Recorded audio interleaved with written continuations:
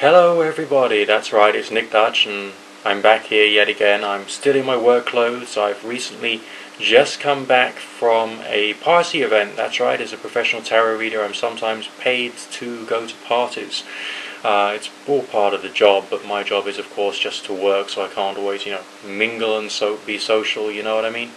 But essentially it was a wonderful event. It was a pub night. It was the first pub night I've done as a professional tarot reader, so for me it was a very special occasion and I really enjoyed it. What I would like to say is, to anybody out there who has not submitted a request, remember on this YouTube channel I do tarot readings, okay? And I'm looking to fill up the list, fill up the rota, so I can crack on after the Halloween season and provide you with another wonderful tarot show.